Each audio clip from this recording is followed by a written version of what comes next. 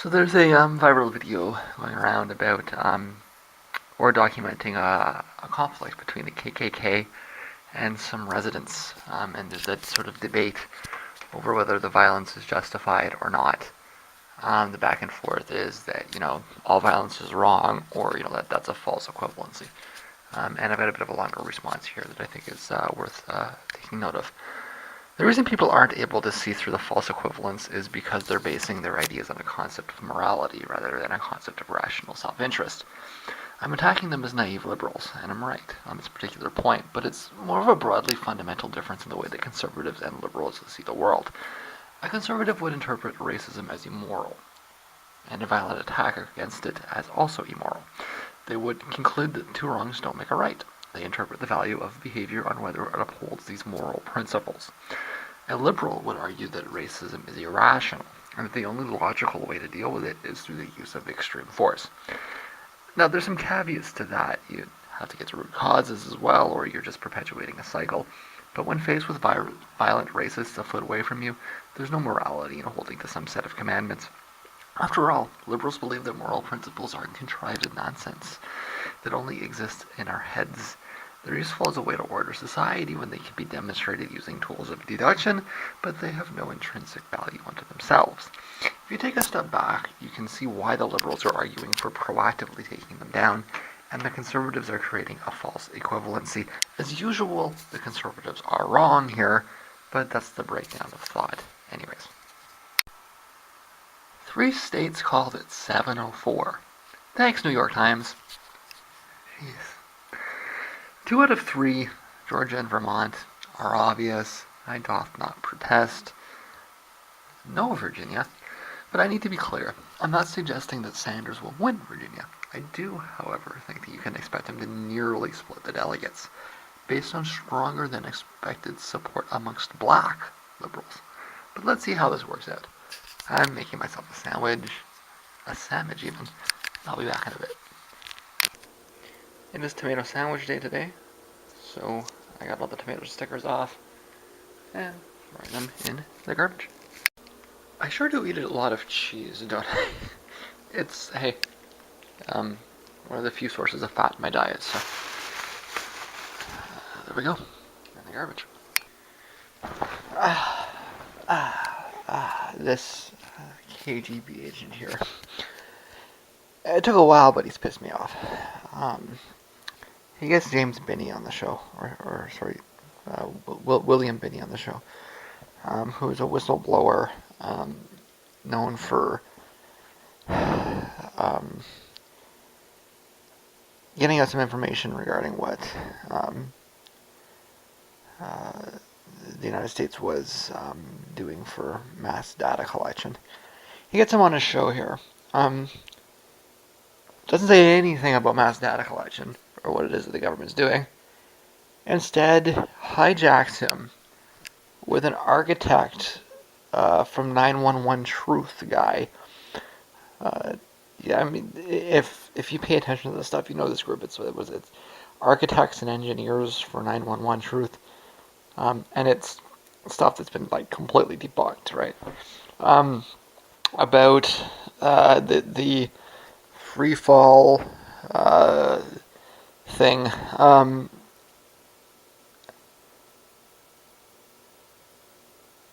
Hijacks him with this. And after he's got him to state that, listen, I'm not an engineer, I don't know anything about it. All I know is, it sounds like a good idea to do an investigation, right? And after hooking him on that, which is clearly designed to discredit him, he has the nerve to ask him, what do you think about the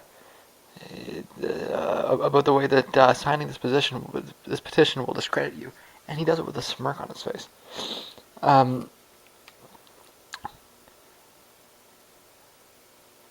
It's such an obvious setup job.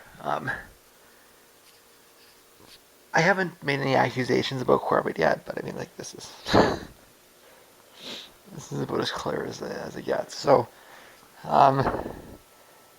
Binney being, kind of suckered into signing this in order to discredit him. and essentially completely distract from anything he might have to say. So we've got it's a 15-minute interview or something along those lines, and there's not a single, like, the topic of mass data collection is like barely even brought up. It's like 15 minutes of 911 truther garbage, right?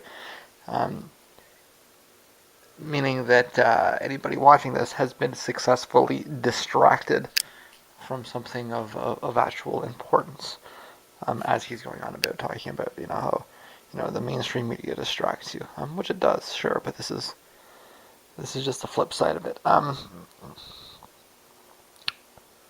He's kind of a high end Alex Jones, right? Whereas Alex Jones is I can't watch 5 minutes of Alex Jones. Um, he's designed for the table pounding redneck buffoon, right? This guy is designed more for a slightly more bookish uh, demographic, but ultimately, it seems as though they have the same mandate. They're basically working for the same people.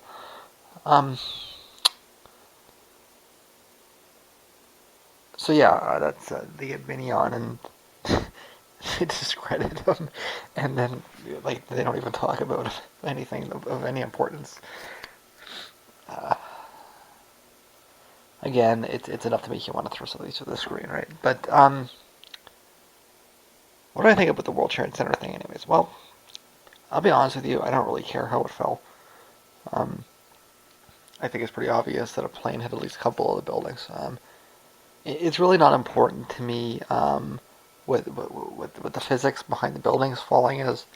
What's more important to me is trying to figure out who it is that may have orchestrated it. And I do think that the story of it being a couple of crazies connected to some shady organization is questionable to say the least. I am not willing to jump to the conclusion that it was the American government per se, um, so much as it may have been rogue interests that were aligned with aspects of it.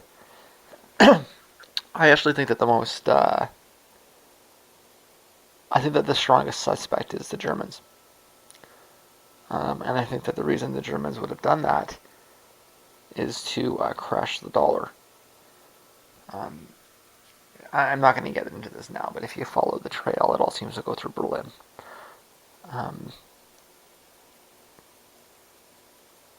and all these people were kind of paid off. And I mean, I'm not saying the Germans did it, like by themselves, kind of thing. They may have got some help from maybe the Russians and maybe the Saudis, but it seems to me like they were the primary culprit in, like I say, trying to knock the euro down. And of course, the Americans took advantage of it, to extreme levels. At the end of the day, I don't think anybody really got what they wanted out of it. This who benefits thing doesn't always work out. Though who might have benefited is an interesting thought experiment at the very least. So yeah, I mean, like, does it matter if it was detonated or if a plane hit it, or like it's really of little consequence in understanding the ramifications of it. Like this interview here, where they bring Benny on, and instead of talking about what it is that he's exposing, they talk about the architects and engineers for 911. The entire basis of that discussion is a huge distraction from the geopolitical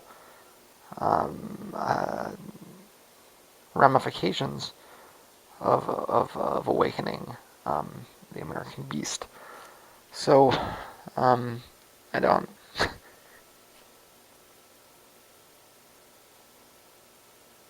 I align somewhere in the 9/11 skeptic spectrum. But I actually take the position, as I do for a lot of these conspiracy theories, that the conspiracy theory that we're fed, like the mainstream conspiracy theory, is actually a part of the conspiracy. Um, and this line that we're being fed, through Alex Jones and through James Corbett and all the rest of these people that seem to be connected to these shady institutions, um, is designed to keep you away from knowing what's really happening. It's a distraction. So, um, yeah, the this was brutal. Ah, got that on my chest there. Heart still beating. It is. Okay, so yeah, this is awful. All just total red herrings all over the place. Cruz is delusional. If Rubio and Kasich drop out, most of those votes will go to Trump. The focus would become beating Cruz, not beating Trump. The geography switches after tonight. Bernie just got through his rough patch, and he's actually doing a little better than I thought. Although I think he needs to win Massachusetts, even if it's just a symbolic thing. It looks like he's coming out of this in a good shape for some big wins in less conservative states. The media will hit him hard, but he's in good shape. The Deep South results are not reflective of the Democratic base. Hillary won 5 solid red states that the Democrats will never win, all by huge margins. The fact that Sanders is winning in Colorado should be seen as of much greater importance than Hillary's 50-point wins in the Bible Belt. He has to win some blue states by that kind of margin to balance it out, though. California, New York, Washington, Oregon, those kinds of states. That was always obvious, and it's not crazy to think he can either. So this is just getting started. But Cruz is not going to be competitive anywhere else. He just got through his good stretch, and there's nothing but pain left. The Texas results are not indicative of the rest of the country. The Minnesota and Massachusetts results are. Cruz is in 3rd in Virginia and 4th in Massachusetts. He can win some more, small Bible Belt states kind of thing, but he has no chance in the purple or blue ones. Ohio, California, New York, Pennsylvania, he's hopeless there. So what happens if Cruz drops, though? Well, Trump benefits too. The best way to beat Trump right now is probably divide and conquer. Can the candidates get through a prisoner's dilemma? They're fucking Republicans. My faith is not strong, but they're better off all staying in and continuing to split the field. Any narrowing will just benefit Trump. If they all stay in, Kasich can bleed Northern liberals, Cruz can bleed the Christian conservatives, and Rubio can bleed purple state middle of the roaders. Carson can even bleed the black votes. If you remove any of these candidates, only one person benefits: Trump. I don't know exactly how a brokered convention works, but keeping the field split is probably the only way to actually get there. The Cruz campaign is likely not smart enough to figure this out. The Kasich campaign might be. The Trump campaign probably is. If the banks push Rubio out to clear a path for Cruz, they're actually handing over the nomination to Trump. So let's see how smart these actuaries really are. In fact, they might want to increase the field. Can they get Rand Paul to unsuspend his campaign? He has no chance of winning, but it'll take another bite out of Trump with libertarians. And etc.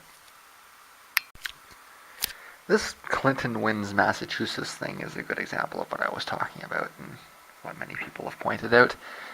It's currently at 95% reporting. Clinton 50.3, Sanders 48.5. You can't truly call that, especially not with the last precincts coming from the most populated areas around Boston, and everybody being aware of that. But they call it early to get the headlines before everybody goes to bed, and it's this reinforcing thing, right? People just have to be able to see it for what it is. It's the only way to deal with it. The delegate count, by the way, is 45 for Clinton and 43 for Sanders. Given that the 3 precincts still to report are known to be heavily populated Boston area precincts, it's actually likely that it'll win the delegate count, albeit barely. if I understand right, it's not strictly proportional, but based on who wins that precinct. That happened to Clinton in 2008. She won the popular vote, but lost the delegate count because she got beaten in the urban cores. Anyways, it's 1 o'clock now. I'll close down within a few hours, no doubt.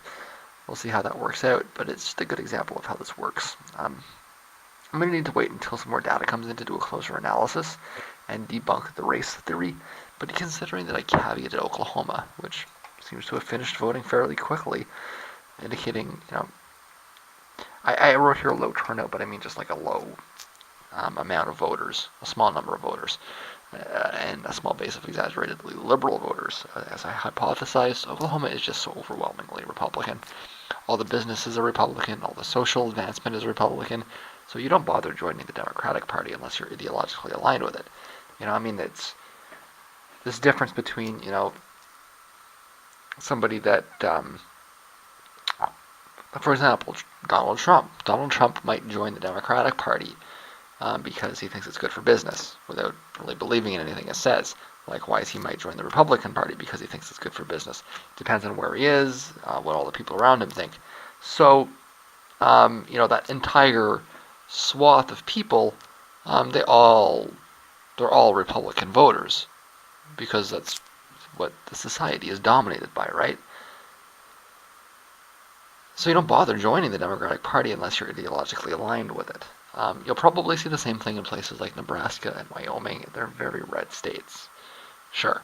But the 10 people that bother showing up to vote are going to be doing so purely out of conviction. I mean, I understood this. I was a little skeptical about it. I maybe wasn't... I didn't think it was going to be that exaggerated. I thought maybe the polls might be overweighting independents. But they did work out. It'll be interesting to see how many more of these Midwestern states kind of have that same kind of dynamic. I pointed out Nebraska and Wyoming, but what about Kansas? Kansas is a red state, clearly, but is it so red that the only thing left is like the only Democratic base left is that really liberal base. It's hard to say. It's well, it's why they have the votes, right? What I'm getting at is that my red state blue state breakdown might be a little bit broken based on that, and the racial breakdown may be slightly useful in that context, even if the real dividing point is ideology. In other words, what they might... It's not... It's less that these states have a higher percentage of white voters and less that they have a lower percentage of black conservatives. Right? So, I mean, pointing it out is useful, but it's not like, it's not like whites being proactively for Sanders, so much as it's that these states don't have that base of black voters that are really Republicans but vote Democratic based on the historical realities. As confused as the whole thing is, but based on the reality that the Republican Party has a lot of deeply seated racist realities to it, right? So, and I mean that's really the basics of what I'm saying is that it's what the phenomenon that you're seeing in a place like Georgia, and maybe to a lesser extent in Texas, is that and it's probably this isn't really the deciding factor. Clinton would have won anyways. But the deciding factor, the reason that you're seeing, sorry, it's not the deciding factor, but the reason that you're seeing these larger black support levels for Clinton is not that she's more popular amongst blacks, it's that she's more popular amongst conservatives. And it happens to be that these areas have a large number of black conservatives that vote for the Democrats. despite the fact that if you were to line them up on an issue by issue basis, they would be Republicans. It's just that if you're black, you can't vote for the Republicans in the South because they'll lynch you, right? So it's this fucked up kind of reality, right? And then Democrats have to deal with that as they go through the political process. That, I mean, you've got this big base of black voters. Like I say, I don't want to get too harsh on this because I don't really. I think it's pretty clear if you look at the numbers that it wouldn't have made much of a difference in any of these states. Like, there's not a state where Clinton won because of the blacks, right? So we can't really, like if we end up electing this war criminal, there's not really a basis to blame it on black people, right? And that's what I'm trying to get across here.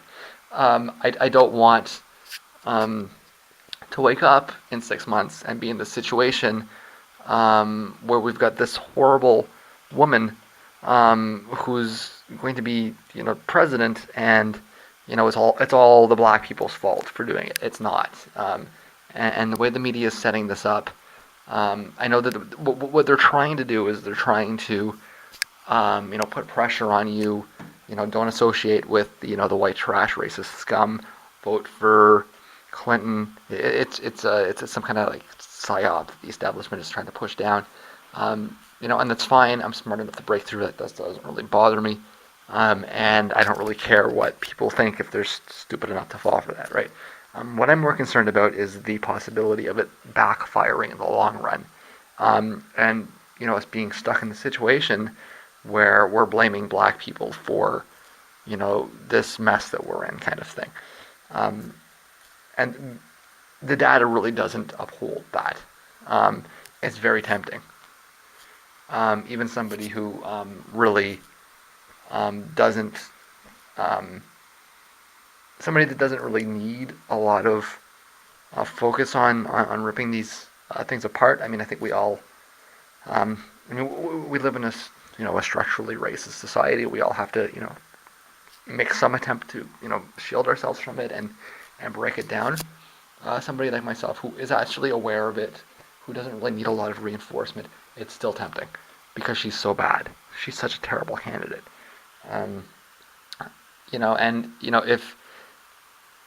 If only the if only the Republicans weren't, out there, then all of these conservative black voters could move to the right party, and the Democrats could get a liberal candidate and all of these sorts of things, right? But again, like I say, if you look at the data, if you removed black voters entirely, she would still win. If you removed Hispanic voters entirely, she would still win. She's winning amongst white voters. She's winning amongst men. She's winning amongst women. She's winning amongst every demographic that you can imagine in the South. All right? And so if you're going to blame someone, let's blame it on the South. Like we blame everything else that's wrong with America, because just about everything that is wrong with America is the South. Okay, this hyper Christian culture, that's focusing on these. I'm not that I don't want to really start getting off on this. Okay, but this is what I want to be careful about. Okay, so my whole I got off on this as my whole red blue breakdown is it might in the end not quite work out as well as I had initially suggested. I'm aware of that, just because, like I say, there are so many of these states like this where like there's no means of advancement in society by joining the Democratic Party, and so really the only people that are voting Democrats are working class people, and in these areas, it's majority white, right? So that's just something to keep in mind regarding that. So yeah, you'll probably see the same thing in places like Nebraska and Wyoming. They're very red states, sure, but the 10 people that bother showing up to vote are going to be doing so purely out of conviction. I mean, I understood this. I was just a little skeptical about it. So we're just waiting on a winner in Massachusetts. Again, I need data, but combining 2008 race data with 2016 numbers. So Arkansas is overwhelmingly white. The turnout is 66% Clinton. Tennessee is mostly white, about 70% or so. The turnout is 66% Clinton. Texas, less than half white. The turnout is 66% Clinton. And Virginia is about the same as Tennessee, maybe a little bit less. The result is 64% Clinton. So we can see that the race is fluctuating all over the place while support for Clinton is remaining pretty stable. Again, that kind of goes back to what I was saying, which is that you can see that it's very clear that in this broad area in the South, you're looking at about 2/3 of the voters are going to support Clinton. The racial background of these voters is fluctuating all over the place. Some areas it's as much as 80% white. Some areas it's less than half white, but it's still the same level, right? So obviously her support is not dependent on minorities. And there's a completely other set of factors that is combining to create about 2/3 of the support being Clinton, regardless of whatever the racial breakdown of the voters is. Okay? It's not enough to point out that high numbers of Southern minorities are voting for Clinton. Clearly, high numbers of Southern whites are too, right? So that might be true, but you need to balance that off against, other numbers, right? As far as I know, there's not a situation like this, but you could say, look, 85% of blacks are voting for Clinton, but then if you work it out, you might see that 90% of whites are voting for her. I mean, as far as I know, the numbers are pretty consistently that there is a slightly higher level of blacks. Like I say, I think we can explain that in the South specifically, by pointing out that black conservatives don't have a voting. Really, that's the way to put it. Okay, black conservatives are disenfranchised in the South. They don't have a party they can vote for, so they have to. So I mean, they want to vote. They've been told that they should vote, so they vote for the Democrats, right? And I mean something. It's a shitty place to live if you're a black person, right? So I mean, like you want to. On the one hand, you want to, this is like you're voting for the Liberal Party, but you're a conservative. This doesn't make any sense. On the other hand, it's like, well, like, what do you suggest I do? Go sit in the corner and go sit on my thumb, and hope things get better, So, but it's clearly something else about the South, rather than race, that's creating this stable level of support for Clinton as racial numbers fluctuate all over the place. Okay, the other two southern states that Clinton won to date are Alabama, which is 51% black, and Georgia, which is 51% black. They both voted more than 70% Clinton. We have to keep in mind that we're dealing with statistical margins of error here and everything else. But 78% Clinton is clearly higher than 66%, and 71% is higher than 66% as well. I'd have to do more tests. I can't intuitively determine if that's meaningful or not. I suspect that you will see the number of Clinton supporters was higher amongst both whites and blacks. Okay, meaning that it might be the case that, like in Alabama, Clinton may have gotten 85% blacks, but she probably got 75% whites, right?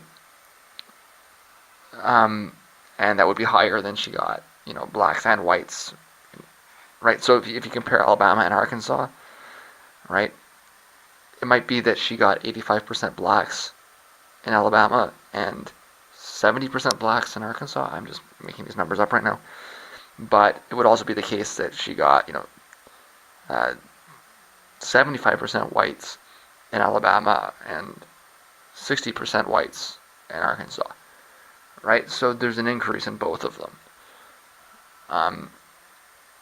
It's just so the number is higher, but it's higher because the whole thing moves up, not because there's more blacks that voted for, right? So this idea that there's more blacks, therefore she had a higher total, is misleading.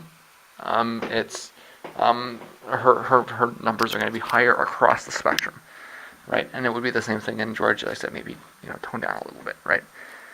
So what I'm saying is I suspect that you will see that the number of Clinton supporters is higher amongst both whites and blacks when you compare these states to the other four, indicating that it wasn't just that more blacks were voting for Clinton, but that more whites were too.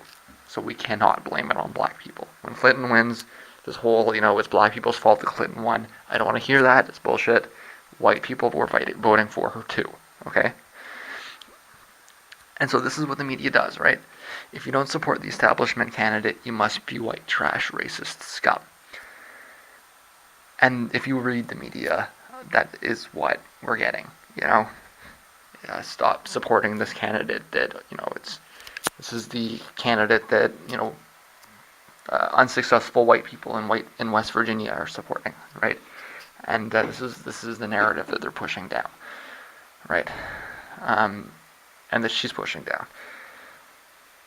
I was hoping he could keep her under 60 in Virginia, with the hope that we would see some more black support behind Sanders, because there's more black liberals there.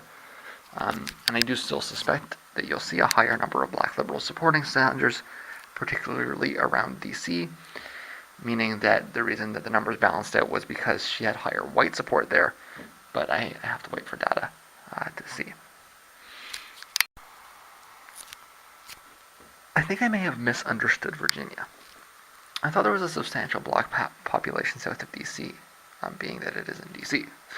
And I know that there are plenty of blacks in DC and Baltimore and the whole general area. But the map that I'm posting here suggests that this area around here has actually relatively few blacks. It's not there on this particular map, but if you open that link, it will come up supposedly that area is one of the more white-dominated areas. That's surprising to me. I'm not an American, but I would have thought that area would have had a higher percentage of blacks in it. And on top of that, it's a primarily white area that Clinton happened to win. But it also suggests that there's more black people around here, Norfolk and Virginia Beach, which I guess is a little bit further south. I'm showing my ignorance here. I don't really know the population dynamics. I know the broad, there's black people in the south and white people in the north, and Latinos in New Spain. But like the exact details, I'm a Canadian. I know more about you than you know about me, but the details, I tend to get a little lost in them sometimes. So yeah, it suggests that there's a higher black population around here, and that Sanders actually won some of those counties. So my logic may have worked out in the end, despite misunderstanding the demographics of the state. But the bottom line is that it seems like Clinton won both white and black voters in Virginia. If I'm right, though, that would suggest that Sanders should expect to do well in Maryland and Washington, D.C. as well. I'll also talk a little bit about Georgia. He wasn't able to break through in Atlanta. The numbers around Atlanta are really bad. They suck. There's no way around it. One would have hoped he would have done well in Atlanta, even if he crapped it everywhere else in the Deep South. And that is a little bit worrying. You would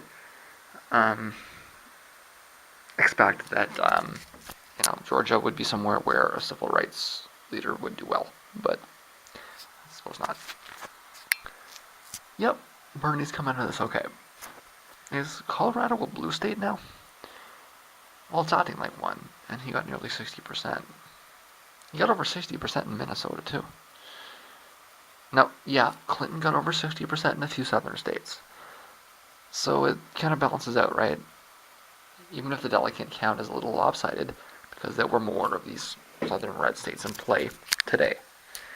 On top of that, Massachusetts was really a clean split. So when the situation reverses and there's more blue states at play, the numbers will start to right themselves, presumably. It all hinges on the question of whether he can win states like Oregon, Washington, and California by the same kinds of margins. Or how about Pennsylvania? Some of the other ones coming up on the primary schedule right now are Michigan and Florida. Um, the reality is that he might be happy to split them, maybe come out just a little bit ahead. But it's hard for me to understand why he's not winning in Michigan. I don't understand that. But I do think he can at least win in Washington and Oregon and probably California and hopefully Pennsylvania. So, like I said, this is just a bad schedule for Bernie, and it is. It's really just bad scheduling. That's really the sum total of Super Tuesday. Like, what is the takeaway from Super Tuesday? It was just a bad schedule for one candidate and a good schedule for the other one. It's just the states happen to fall on that day, kind of thing. Louisiana and Mississippi are likely to also be very bad for Bernie. Okay, but he's just got to break even after that until some of those liberal states come up. And if he can win them by the same margins that he won Colorado and Minnesota, it will start to balance out before June, and it will. There's plenty of blue states that have 100 delegates. And it's just got to balance out, okay? And I think it's clear that it's going to come down to California. She won some big states today. They'll split a bunch in the middle. He'll win some big states when they come up. Some of the bigger blue states, when they come up, he'll win them. And then, there's like California, it's like 600 delegates or something. It's ridiculous, right? So that's the one that's it's going to come down to. What she has going for her that Bernie doesn't right now is Texas. Okay, Texas is like 3 states. It's big. It's a really big state, and she did well there. Okay, so what he needs to do is to counteract that is to do really, really well in a similarly big state.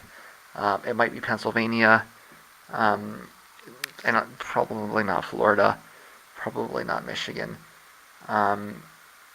It's just, you got to wait until it comes up on the calendar. He needs a big blue state.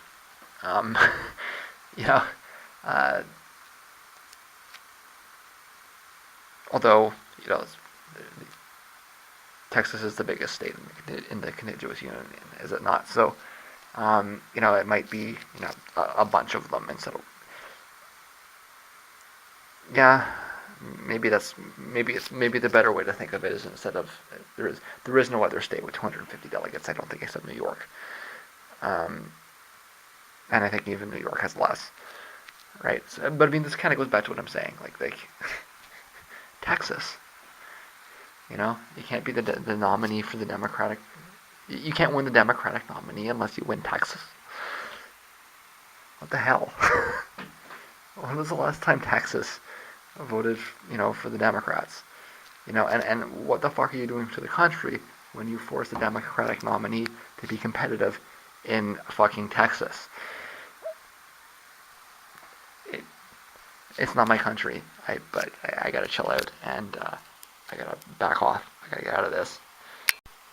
As I expected, I actually have got nothing done today at all. I've been up for almost 12 hours, and it's just been, looking at this.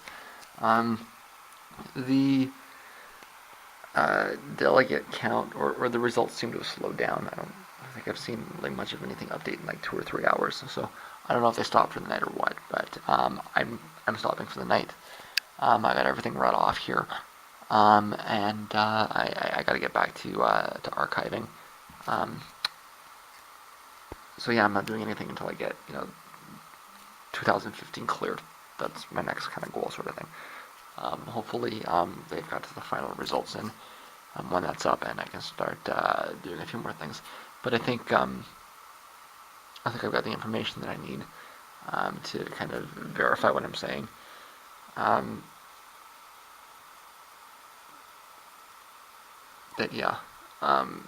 do think that he did do a little bit better in Virginia due to black liberals, but I mean, I misunderstood the state. I think that what I was thinking about Virginia is probably better applicable to Maryland, but you know, I do think that despite everything I'm saying here about race not being the issue, I think Bernie has to win a state with some black people in it. It's astounding that he hasn't. Michigan's coming up soon. I mean, there's black liberals in Michigan, right? He has to find a way to win some of those votes. Otherwise, some of the naysayers, what they're saying might actually start to stick in ways that are hard to reverse. He's got to at least split Michigan, but he has to. He cannot get blown out by blacks in Michigan, because that's going to be the first. It's going to be the first situation where you're dealing with a liberal state with a black population, with a substantial black population. There's a substantial black middle class in Detroit, or parts of it, anyways, and he has to break that connection and make it clear that, okay, he's not losing in the South because blacks don't like him. He's losing in the South because there's a lot of conservatives down there, and he can win in states where there are black liberals. So Michigan is key. Although this is the last post for the night. I think I've demonstrated that Clinton isn't winning in the South because of black or minority support, that she would be winning there anyways, and that what's going on is more cultural than racial, that conservative voters are supporting her across racial lines. I don't think I've demonstrated that Bernie is able to win black liberal voters. I'm going to repeat that so that it's clear. I don't think I've demonstrated that Bernie is able to win black liberal voters. The demographics haven't provided for it yet. I misunderstood Virginia. What I was thinking is more applicable to Maryland. So Michigan is massive in trying to chart out the rest of this. It's less that Bernie has to win the state, although it would help. He'll be okay if he splits the delegates. You know, Michigan is kind of purplish, and it's not reasonable to expect a Bernie blowout. In fact, I believe that Clinton is currently leading most polls. It's more that Bernie absolutely has to win some black votes. Okay, he simply cannot get beaten down like he has been in these southern states. Black voters in Michigan are liberals. There is a measurable black middle class around Detroit. The data has to uphold the idea that the split is ideological and not racial. If the data starts coming in and you see these huge margins with black voters, Bernie is going to have to acknowledge that he has some problems. It doesn't make any sense, but he's going to have to address it. So that's the data to circle. Sorry, that's the date to circle. It's Michigan. And the key question is whether Bernie can swing some northern black liberals or not. This is really quite hilarious. Following a careful review of the medical documentation that you provided, it has been determined that although you have a permanent disability, your condition does not meet the program's definition of severe permanent disability. So, although they agree that I will be on disability for the rest of my life, it is not severe enough to have me have my student loan wiped out. So they will acknowledge that there is no way I can pay them back, but they will not wipe down the loan. And they claim that I'm still responsible for the loan. It's like, alright, well, I'm on disability. You can't touch my income so long as I'm on disability. So I guess the loan will just build interest forever. And, you know, when the bubble tears the economy down, you know, I did my due diligence. I did what I needed to do to resolve the issue, and now you just have a loan, and that's not my problem anymore. So, I'm not worrying about that. It's not. I don't care. I did what I needed to do. If they want to just let that continue to spiral out of control, that's their problem and really not mine.